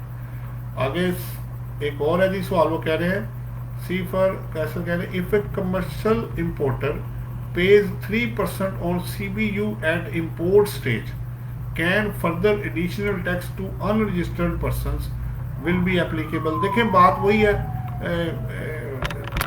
सीफर कैसर साहब बात ये हो रही है कि ये तो आप प्रोडक्ट को जाके चेक करना पड़ता है ना, इस तरह जुबानी कहना तो मुश्किल है। लेकिन अगर आप फाइनल कंज्यूमर को दे रहे हैं या आप उस बंदे को दे रहे हैं जिसको रजिस्ट्रेशन रिक्वायर्ड नहीं है या लॉ में एग्जम्पशन नहीं है, तो फिर तो आपको 3% चार्ज करना पड़ेगा। अच्छा जी, खुरम शहजाद साहब कह रहे हैं sir provident fund is unrecognised and paid by the private company. Unrecognised में देखें उसमें ये होता है कि जब आप एक्चुअली इसके ना दो तरीके हैं। अगर आपको रिकग्नाइज होगा तो कंट्रीब्यूशन करते वक्त आपको छूट मिलेगी, ठीक है। और अनरिकग्नाइज से अगर आता है तो फिर आपको जितना भी जो अल्लाह आपका भला करे जो फंड आएगा वो कंपनी का कंट्रीब्यूशन वो टैक्सेबल हो जाएगा in the hands of the employee. इसको जरा आप नोट डाउन कर लें, 6 शेड्यूल को इस रेफरेंस से आप पढ़ सकते हैं of the income tax ordinance 2001। जी मैं वापस आता हूँ, यूट्यूब का हो गया, अब आपके सवाल देख लें जी। आगे मैं पहुँच गया था। सबीउल हसन खान कह रहे हैं मैन्युफैक्चरिंग ऑफ सिरिंजेस पर सेल टैक्स होता है या नहीं, पहला, और क्या ये फार्मास्यूटिकल गुड्स की तरह एग्जेम्प्ट है या नहीं। देखिए आपको ना 6 शेड्यूल में जाके चेक करना पड़ेगा कि सिरिंजेस कहाँ फॉल करती हैं। ये सिर्फ जुबानी नहीं होता, आपको 8 शेड्यूल भी देख लें रिड्यूस रेट वाला, 6 शेड्यूल एग्जेम्प्ट सप्लाईज का है, 3rd शेड्यूल आपका प्रिंटेड वाला है और 5th शेड्यूल आपका 0 रेटेड है। तो आप उसको चेक कर लें क्योंकि वो प्रोडक्ट वाइज आपको बताएगा कि ये एग्जेम्प्ट है कि नहीं है। तो मेरा ख्याल है सबीउल इस्लाम साहब आपको कुछ हेल्प मिल जाएगी, उसको थोड़ा चेक करना पड़ेगा क्योंकि वो प्रोडक्ट वाइज चलता है। अगर वो सेक्टर वाइज चलता तो बड़ा आसान हो जाता। बहरहाल आगे सही साहब कह रहे हैं थैंक्स, आपका शुक्रिया जी। रिजवान साहब कह रहे हैं थैंक्स। हामिद रहमान क्या कह रहे हैं जी, वो कह रहे हैं कि if I have to choose from audit and tax what is better. देखें आप पहले ऑडिट कर लें उसके बाद टैक्स में आ जाए, मेरी सजेशन ये है बड़ा अच्छा हो जाएगा, दोनों बेहतर हो जाएंगे। अच्छा ऑडिट करके टैक्स की तरफ आएंगे तो बेटर मैनेजमेंट हो जाएगी। सईद हुसैन कह रहे हैं सर अपडेटेड बुक का लिंक शेयर कर दें। सईद हुसैन साहब मैंने आपको अभी YouTube का चैनल इसके अंदर शेयर किया है, उसके अंदर मैंने बुक शेयर ऑलरेडी कर दी हुई है, उसको आप उसको सब्सक्राइब कर दें, वीडियो को सामने लाएं, उसके नीचे PDF का लिंक भी दिया हुआ है, आप उसको यूज़ कर सकते हैं। लेकिन अच्छा नंबर 1 आगे कौन है जी मोहम्मद सईद हुसैन साहब, आपको उम्मीद है कुछ मदद इससे मिल जाएगी। मोहम्मद जीशान कह रहे हैं सर एक्सपोर्टर के सेल टैक्स और इनकम टैक्स विदहेल्ड के बारे में भी बता दें। मोहम्मद जीशान साहब बात ये हो रही है एक्सपोर्टर तो अगर एग्जाम्प्ट ना हुआ तो 1% या जो भी एप्लीकेबल टैक्स है वो देगा, वो फाइनल टैक्स है, ठीक है, अनलेस कि आप नॉर्मल टैक्स रिजीम में ना आना चाहें, उतना टैक्स फिर भी आपको देना पड़ेगा जो कटेगा। दूसरी बात रही आपने कहा कि सेल टैक्स तो ऑब्वियसली 0 रेटेड है, तो आपकी एक्सपोर्ट पे तो लगता नहीं है, जो आप अगर इनपुट पे करेंगे उसका आप रिफंड क्लेम कर सकते हैं under the sale tax law. अच्छा अगर आपको जवाब मिल गया हो तो मोहसिन निशान साहब इसको ओके कर दीजिएगा। रिजवान हमीद कह रहे हैं sir if we purchase from unregistered person then sell to registered person then how can we claim input tax on purchase. देखें रिजवान साहब अगर आप अनरजिस्टर्ड से परचेज करेंगे तो इनपुट तो आपको मिलना ही नहीं, क्योंकि उसने तो आप सेल टैक्स की इनवाइस आपको इशू नहीं कर सकता। अगर आप सेल आगे करते हैं तो उसका जो कलेक्ट करेंगे वो अगर एप्लीकेबल है तो वो स्टेट को आप एज इट इज ही जमा कराना पड़ेगा, अगर आपका कोई और इनपुट ना हुआ तो। जी रिजवान हमीद साहब अगर आपको जवाब मिल गया तो ओके कर दें। मुनव्वर अलमास कह रहे हैं please explain window profit from national saving is taxable return calculate tax. देखें बात ये हो रही है मुनव्वर अलमास साहब, लॉ में ऐसा विडो को तो कोई छूट नहीं दी गई है।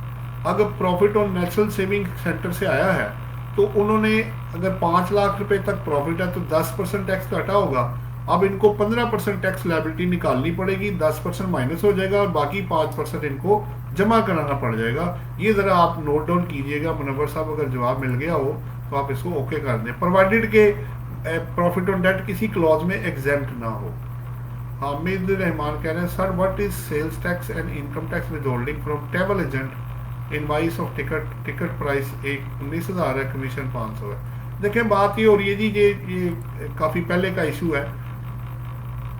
आपने इसमें लॉ ये भी कहता है कि अगर प्रिंसिपल को एग्जम्पशन है तो आपने कमीशन के ऊपर ही सिर्फ टैक्स काटना है, लेकिन अगर प्रिंसिपल एग्जाम्प्ट नहीं है तो फिर आपको चेक करना है कि आप उसका जो टैक्स है वो भी काटना है कि नहीं काटना। ये दोनों चीज़ें आप चेक करके फिर ही आगे जा सकते हैं। इसमें क्लॉज भी है एक सेकंड शेड्यूल का, वो कमीशन एजेंट के बारे में उधर बताया हुआ है कि अगर कमीशन एजेंट अपना पूरा टैक्स दे देता है तो फिर उसकी इस अमाउंट पे जो वो रिसीव करेगा उस पर टैक्स नहीं काटना, आप उसको चेक कर सकते हैं।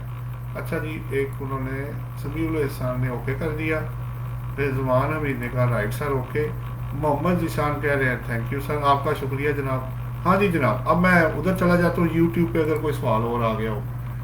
हाँ जी, यूट्यूब पे फर्दर हमारे साथ आए हैं जी, खुरम शहजाद साहब का हो गया था, थैंक यू वेरी मच कह रहे हैं जी, आपका शुक्रिया जनाब खुरम शहजाद साहब। फिर हारिस परवेज आए हैं, वो कह रहे हैं अस्सलाम वालेकुम। वालेकुम सलाम sir, if inherited property is sold within 4 years of transfer then capital gain is exempt और टैक्सेबल।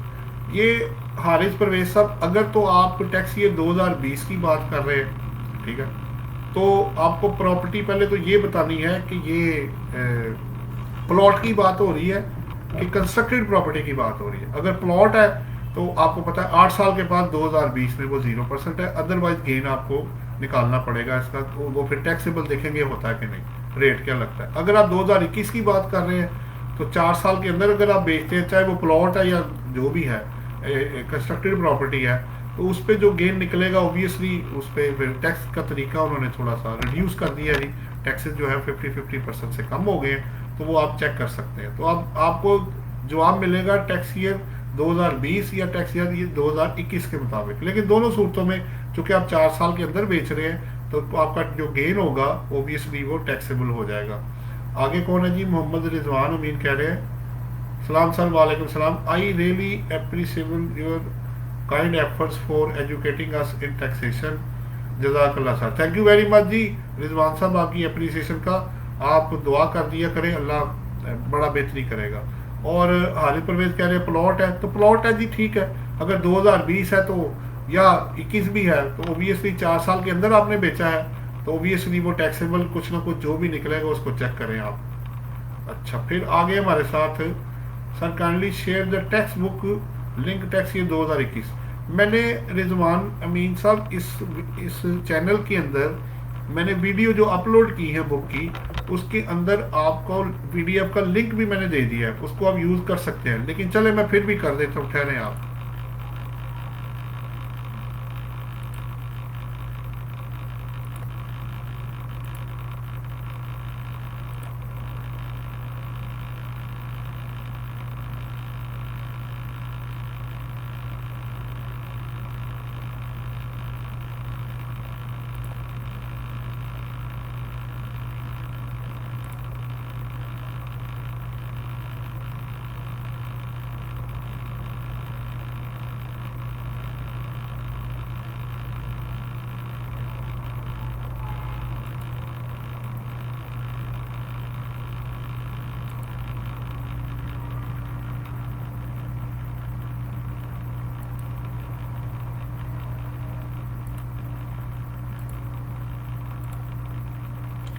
ले जी, मैं आपको ये मैंने लिंक आप लोगों को सेंड कर दिया जी, आप इसको यूज़ कर सकते हैं 2021 का। मैं आपको ये इधर भी मैं आपको लिंक सेंड कर रहा हूँ जी, आप काफ़ी लोगों ने मांगा है तो मैंने लिंक आपको 2021 की जो बुक का है वो आपको सेंड कर दिया है जी जनाब। आप उसको क्लिक करें तो आपको वो बुक जो है उसको वो मिल जाएगी। आगे सवाल आ रहा है जी, यूट्यूब पे उन्होंने सवाल किया है, क्या सवाल है जी, cost will be fair market, ये क्या सवाल था जी। Land purchased by father in the name of son can father disclose his return, cost will be fair market value. देखिए मोहम्मद खालिद है वो सवाल ये कर रहे हैं। देखिए खालिद साहब, बात ये हो रही है कि अगर फादर ने खरीदा है तो वो फादर की वेल्थ में ही आएगा, वो बेटे की वेल्थ में नहीं आएगा, क्योंकि पैसे उन्होंने दिए हैं, नंबर 1। अच्छा, आगे जी मोहम्मद रिजवान साहब कह रहे हैं जज़ाकल्लाह, थैंक यू वेरी मच जी, आप दुआ कर दिया करें। अच्छा, रिक्वेस्ट आप तमाम दोस्तों से ये है कि हमारा जो चैनल है यूट्यूब का, इसमें जी मैक्सिमम लोगों को आप लेकर आएँ, इसको सब्सक्राइब करें, इसमें बेल आइकॉन को क्लिक करें, जितनी वीडियोज़ है इंशाल्लाह ताला तमाम लोगों तक पहुँचेगी, रहती दुनिया तक जब तक मेरी ज़िंदगी है मैं कोशिश करूँगा जितनी चीज़ें आप लोगों तक पहुँच सकती है उसको पहुँचाने की कोशिश करें। अच्छा जी, नेक्स्ट मेरे पास आ रहा है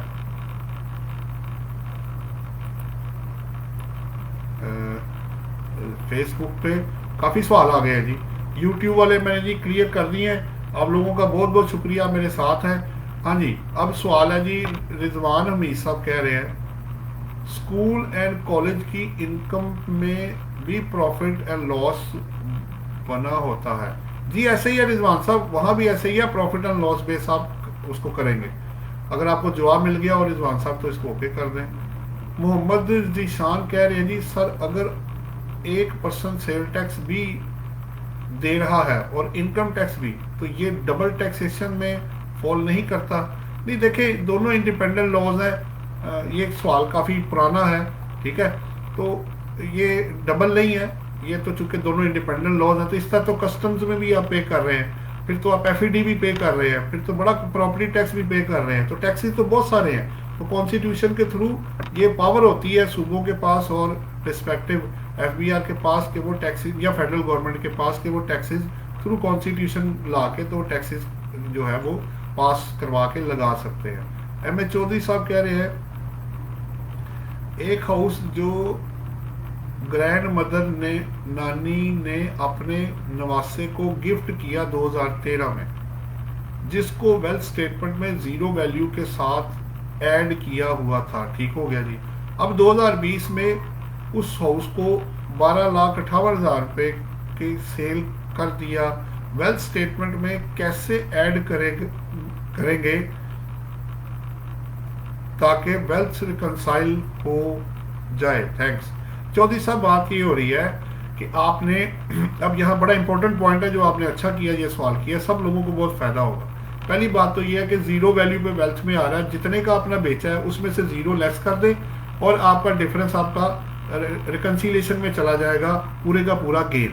लेकिन जब आप इनकम टैक्स के लिए जाएंगे तो इनकम टैक्स में जब आपको गिफ्ट हुआ था या विरासत में जैसे आया था, उस डेट की वैल्यू आप निकालेंगे, फेयर मार्केट वैल्यू, उसको आपने इनकम टैक्स रिटर्न की कैलकुलेशन के लिए अपनी सेल प्रोसीड में से माइनस करना है। जो बाकी बचेगा वो आपका बेसिकली कैपिटल गेन होगा इनकम टैक्स रिटर्न के लिए। लेकिन चूंकि 13 के बाद अब आप 20 में बेच रहे हैं तो हाउस है, तो 4 साल बाद तो वैसे भी 0% टैक्स हो जाएगा। ये आपको चौधरी साहब आपके लिए जवाब है, अगर आपको मिल गया हो तो इसको ओके कर दें। तो फयाद अहमद कह रहे हैं जी sir, if manufacturing unit is in Peshawar and RTO Lahore issue show cause notice, what will be the reply? वो मैंने पहले आपको दे दिया जी, उसको आप उसको दोबारा से चेक कर लें। Sir, if one sell, Hamid Rehman कह रहे हैं if one sell a plot for ₹20 lakh purchase for 12 lakh, what amount to be shown in the inflow of wealth reconciliation? देखिए बात वही है, आपने तो रिकंसिलेशन में तो गेन निकालना है ना, कैश फ्लो में 20 लाख आएगा और 12 लाख आप माइनस करें, 8 लाख रुपए का गेन आपकी रिकंसिलेशन में आएगा। हाँ जी, हामिद रहमान साहब जवाब मिल गया और तो इसको ओके कर दें। नईम कासिम गिल कह रहे हैं अस्सलाम वालेकुम रहमतुल्लाहि व बरकातहू। वालेकुम अस्सलाम व रहमतुल्लाहि व बरकातहू।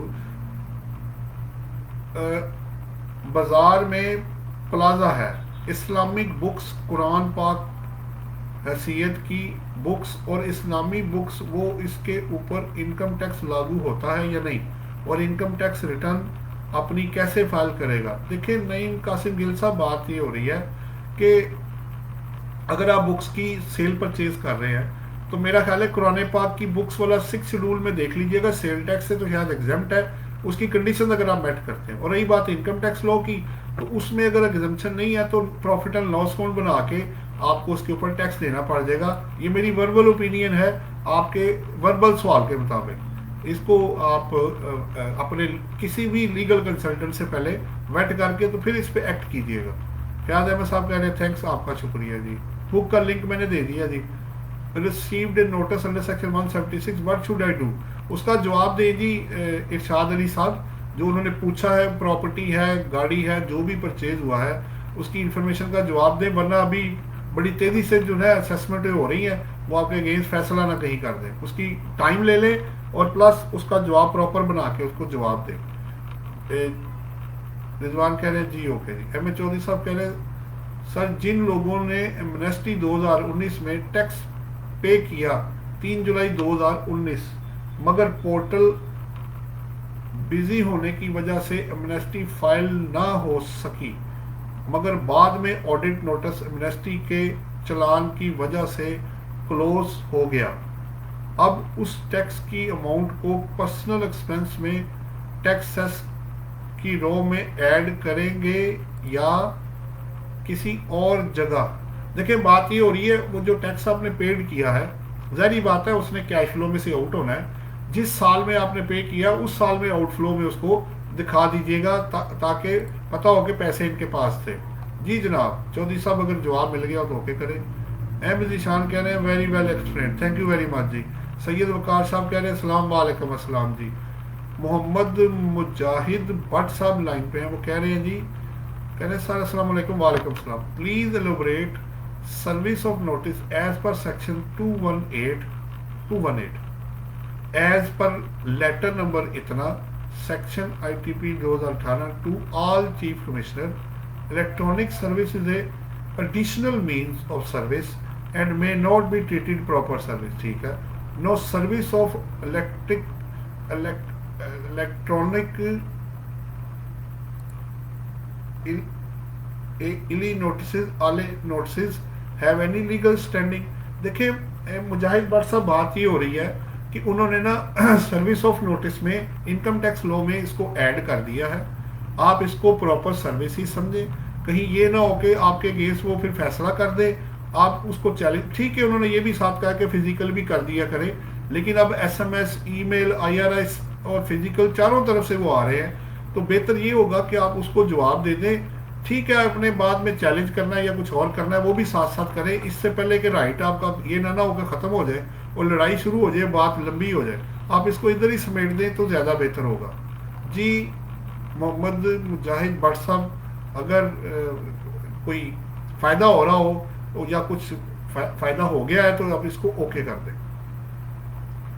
रिजवान हमीद कह रहे हैं sir tax payer is a individual having hotel business and 2 branches in different cities और लोकेशन। ठीक हो गया, first branches is enroll in PRA, then second branch will be automatic registered in PRA और need to be registered in PRA। देखिए आप अपनी branches को उसके प्रोफाइल में ऐड करके आपको, ठीक है समझ आती है बात, अगर PRA के अंडर है तो आप तमाम ब्रांचेस के एड्रेसेस उसमें ऐड करवा लेना, तो ऑटोमेटिक आपकी रजिस्ट्रेशन 3 दफ़ा तो नहीं कराती। अगर सूबे अलग होंगे तो तब रजिस्ट्रेशन अलग अलग है, वरना रजिस्ट्रेशन एक दफ़ा ही है, लेकिन उसके ब्रांचेस के नाम आप उसके अंदर ऐड करा लें ताकि आपको लीगल कवरेज मिल जाए।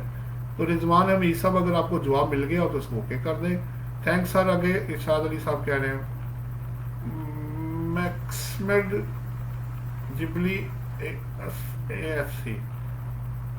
हाँ जी, आप ये कोई मेरा ख्याल है आप कोई क्वेश्चन शेयर करना चाह रहे हैं तो कर लें जी।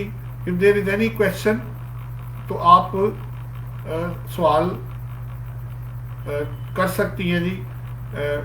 मिस हमारे साथ हैं, पता नहीं अब सवाल इन्होंने तो कोई किया नहीं जी, सवाल करें तो it will be better for me to answer your question.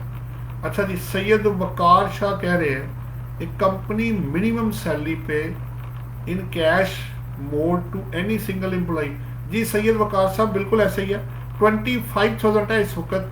आप एक बंदे को एक महीने में जो तनख्वाह दे सकते हैं कैश में 25,000 रुपये एक महीने में, कि एक बंदे को तोड़ तोड़ के दें या इकट्ठी दें, तो 25,000 से ऊपर अगर आप जाएंगे तो वो क्रॉस चेक में अकाउंट से अकाउंट में जाएगा।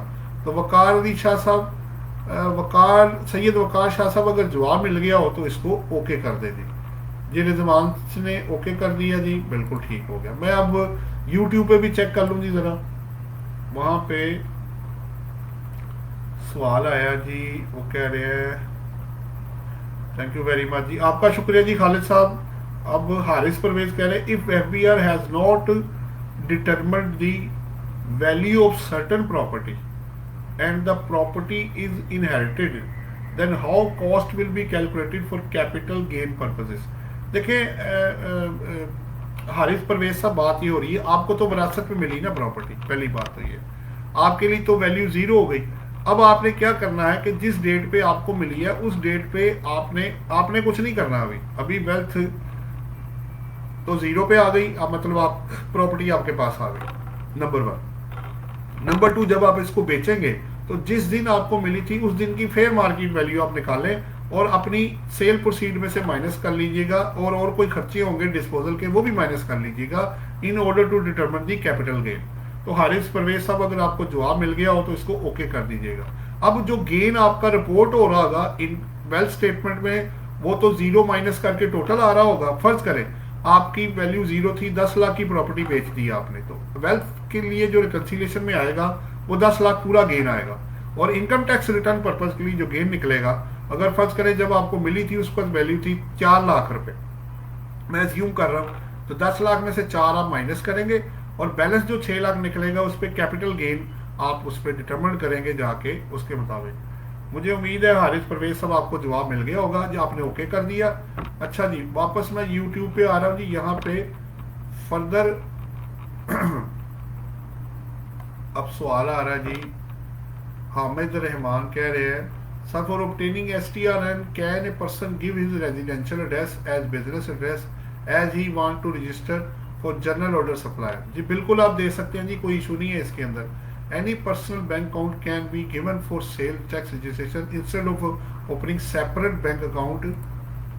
नहीं ऐसे नहीं है जी, ये थोड़ा सा आपका हामिद रहमान साहब घर आप यूज कर सकते हैं, लेकिन जो आपने बैंक अकाउंट देना है वो पर्सनली होगा, वो बिजनेस के नाम पे होगा, वरना कल को आपको प्रॉब्लम शुरू हो जाएगी, आपका इनपुट जो है वो रिजेक्ट कर देंगे। इसलिए आप अपना बिजनेस अकाउंट अलग रखें और पर्सनल अलग रखें। अगर आपको हामिद रहमान साहब जवाब मिल गया हो तो इसको ओके कर दें। अफान सदीकी हैं, वो कह रहे हैं is it necessary to complete profile. Siddiqui साहब उन्होंने डेट एक्सटेंड कर दी है 31 मार्च तक, ठीक है। 114A का फॉर्म वो अपलोड करेंगे अपने प्रोफाइल को, उसमें अगर आप पे लो 114A अप्लाई होता होगा तो उसको अपडेट कर दीजिएगा, वरना उसकी पेनल्टी भी है और प्लस वो आपको ATL की लिस्ट से बाहर भी निकाल देंगे। लेकिन फिलहाल 31 मार्च 2021 तक टाइम जो है वो एक्सटेंड हो गया है, आपके नॉलेज में मुझे उम्मीद है होगा। सैयद वकार साहब कह रहे हैं bundle of thanks for response. आपका शुक्रिया जनाब, आप हमारे साथ हैं, बस दुआ कर दीजिएगा। MA चौधरी साहब कह रहे हैं एग्रीकल्चरल जमीन है 10 कनाल, जिसमें से 2 कनाल को रेंट पे देना है commercial for stock purposes. Sir इस 2 कनाल को एग्रीकल्चरल वाली रो से निकाल के कमर्शियल की रो में ऐड कर कैसे करेंगे? देखें, पहली बात तो ये चौधरी साहब, बात ये हो रही है कि अगर आपने एग्रीकल्चर लैंड को रेंट पे भी देना है, लेकिन वो अगर डिवेलिंग हाउस के तौर पे है, स्टॉक के तौर पे है, तो वो भी एग्रीकल्चरल इनकम के अंदर ही है। लेकिन अदरवाइज होगा तो फिर वो इनकम फ्रॉम प्रॉपर्टी के अंदर चला जाएगा। तो आपको चेक करना है कि दोनों में से किसके अंदर फॉल करता है, सेक्शन 15 के अंदर या सेक्शन 41 के अंदर। तो चौधरी साहब मुझे उम्मीद है आपको जवाब मिल गया होगा, इसको ओके कर दीजिएगा। सैयद वकार शाह कह रहे हैं इफ कमीशन ऑन और sales rewards paid to employees should be treated as salary withholding tax platform. Syed Waqar sahab, अगर आप अपने एम्प्लॉई को कमीशन भी देंगे तो सैलरी की डेफिनेशन में है सेक्शन 12, जरा देख लीजिएगा। अगर आपको जवाब मिल गया हो तो इसको ओके कर दीजिएगा, ये 149 सेक्शन में ही आएगा। मुनव्वर अलमास कह रहे हैं please explain why income tax बहबूद और widow national income exempt column blocked not editable. देखें मुनव्वर साहब, बात ये हो रही है कि जो आपको टैक्स है वो खुद ही कैलकुलेट करना है, वो अदर इनकम के अंदर जाके आप रिपोर्ट करेंगे बहबूद वाला, और जो आपको जो टैक्स का क्रेडिट है वो आपको क्लेम करना पड़ेगा, तभी आपको मिलेगा। इसलिए उन्होंने उसको ब्लॉक किया हुआ है, वो एग्जेम्प्ट नहीं है। अगर होगा तो फिर आपको सेपरेटली उसको कवर करना पड़ेगा कि ये एग्जेम्प्ट है, और क्लॉज भी बताना पड़ेगा। अगर आपको मुनव्वर साहब जवाब मिल गया हो तो इसको ओके कर दें। जी जनाब, आज रिजवान हमीद साहब का नेक्स्ट क्वेश्चन है if person registered in PRA then he will be fall in the definition of prescribed person for withholding agent condition. देखें रिजवान हमीद साहब, विदहोल्डिंग एजेंट ना आपको जाके पढ़ना पड़ेगा कि खाली रजिस्टर्ड होने से बंदा विदहोल्डिंग एजेंट नहीं है। अगर उसमें ये लिखा हुआ है कि ये होगा तो तब ये होगा, अदरवाइज उसकी आप पूरी कंडीशन पहले चेक करें, फिर आपको पता चलेगा कि एक बंदा विदहोल्डिंग एजेंट बनेगा कि नहीं, सेल टैक्स लॉ में या इनकम टैक्स लॉ में। सैयद वकार साहब कह रहे हैं who we can update profile please explain. ये आपको वकार साहब 114A सेक्शन पढ़ना पड़ेगा, उसके अंदर उन्होंने बताया हुआ है कि किन किन लोगों को प्रोफाइल को अपडेट करना लाजमी है। वो बड़ा आराम से आप उसको चेक कर सकते हैं। मैंने इस पे वैसे ना एक वीडियो भी शेयर की हुई है, उसको भी आप चेक कर सकते हैं, मटेरियल सारा अवेलेबल है। फिर भी कोई अगर इशू हो तो मेरे साथ शेयर कर लीजिएगा।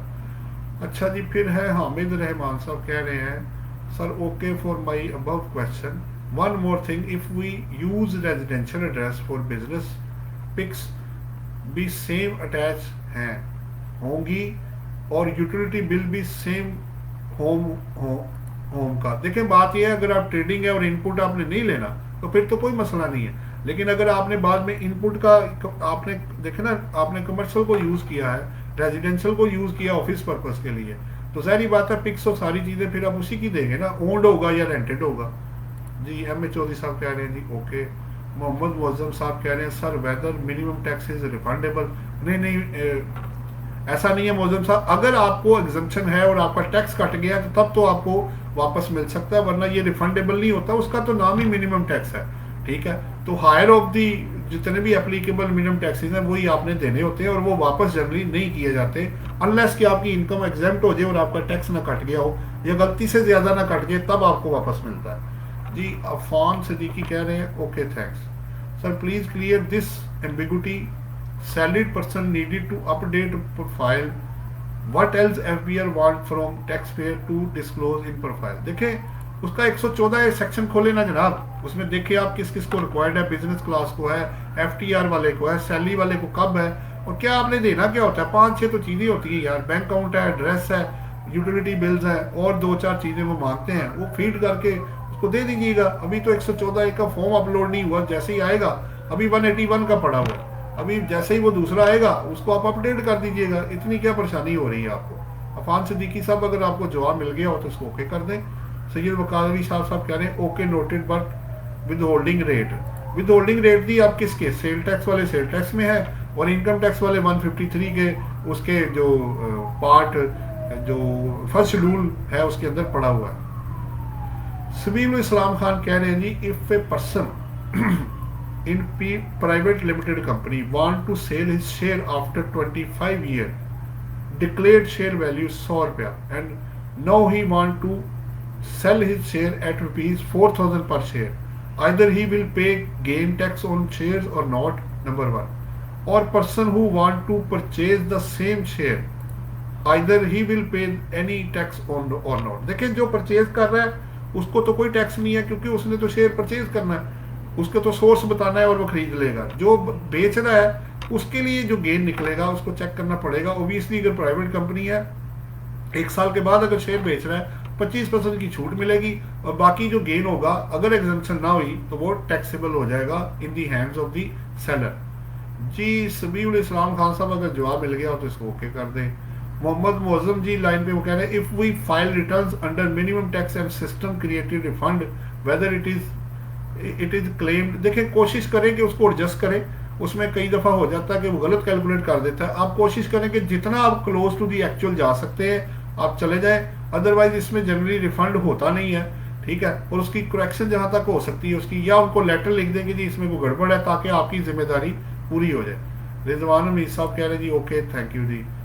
नईम गौरी लाइन पे वो कह रहे हैं अस्सलाम वालेकुम। वालेकुम सलाम, क्या कोई फॉरेन रेमिटेंस 50 लाख तक रिसीव कर सकता है, नंबर 1। और दूसरा उन्होंने कहा है अगर ब्लड रिलेशन ना हो। देखिए बात यह है नईम गौरी साहब, अगर आप 50 लाख तक तो अगर अपना पैसा नहीं है, आप सोर्स नहीं बताना चाहते तो फिर तो आप बैंकिंग चैनल के थ्रू, शेड्यूल बैंक के थ्रू रिसीव करेंगे और इनकैशमेंट सर्टिफिकेट बैंक से लेके देंगे। दूसरी बात यह है कि अगर आपका दोस्त भेज रहा है होम रेमिटेंस के तौर पे तो आपको ये प्रूव करना पड़ेगा कि कौन आपको, अगर आप सोर्स बताना चाहते हैं तो जितना मर्जी आप रिसीव कर लें, कोई मसला नहीं है।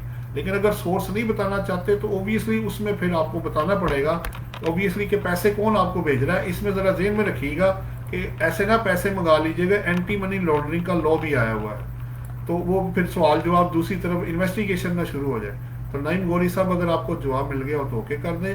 मोहम्मद मुअज्जम कह रहे हैं सर वेदर फॉरेन रेमिटेंस इन पाक rupees acceptable by department please explain. देखिए बात यह है आपने बैंकिंग चैनल के थ्रू लेकर आना है, शेड्यूल बैंक के थ्रू, वो पाक रुपीज भी आ सकते हैं, कोई मसला नहीं है, लेकिन वो करेंसी को कन्वर्ट करके आपको पैसे देगा। तो अगर वो है तो ये एक्सेप्टेबल है, इसमें कोई इतना इशू नहीं होगा जी। हम मौजम मोहम्मद मौजम साहब अगर जवाब मिल गया हो तो इसको ओके कर दें। हामिद रहमान है, वो कह रहे हैं sir there is a huge confusion about tax regime such as NTR, FTR, MTR, separate block. नहीं, इसमें कोई कंफ्यूजन नहीं जी। नॉर्मल टैक्स रिजीम में profit and loss based tax होता है, और एफटीआर में जो कट जाता है वो फाइनल होता है जनरली। मिनिमम टैक्स रिजीम भी एनटीआर का हिस्सा ही है, तो उन दोनों को कंपेयर करके हायर निकाला जाता है। और सेपरेट ब्लॉक में ये होता है कि उसका ब्लॉक ही सेपरेट है, तो रेट उसके सेपरेट होते हैं। तो एज सच जैसे जैसे आपको समझ आएगी, प्रैक्टिस करेंगे, ये बेहतर हो जाएगा जी। आगे है जी अफहान सिद्दीकी, ओके सर कह रहे हैं, but client resist in providing bank account details, that is major concern. Afhan Siddiqui sahab, जाहिर बात, अब क्लाइंट को सेटिस्फाई तो आपको करना पड़ेगा, उसको आप हैंडल करें जी। मोहम्मद मौजम कह रहे हैं sir can private limited company take loan from outside. जी बिल्कुल ले सकती है जी, क्यों नहीं ले सकती, आप बैंक से लोन ले लें। लेकिन अगर अदरवाइज बैंक या आप किसी फाइनेंशियल इंस्टीट्यूशन से लेंगे तो वो क्रॉस चेक में लीजिएगा, उसके डिक्लेयर्ड अकाउंट में से आ जाए तो बहुत ही अच्छी बात है। अच्छा, मौजम कह रहे हैं जी, मोहम्मद मौजम साहब कह रहे हैं sir thanks a lot my prayer, thank you very much जी, आप दुआ कर दिए करें। सैयद सबीउल इस्लाम कह रहे हैं जी okay thanks sir, thank you जी। मुनव्वर अब्बास कह रहे हैं सर जी good question answer session, thank you very much जी। और नईम गौरी भी कह रहे हैं जी ओके थैंक्स। आप लोगों का बहुत बहुत शुक्रिया जी, आप हमारे साथ हैं। सेशन बस मैं क्लोज कर रहा हूँ, मैं यूट्यूब पे चेक कर लूँ किसी का कोई सवाल ना आया हो।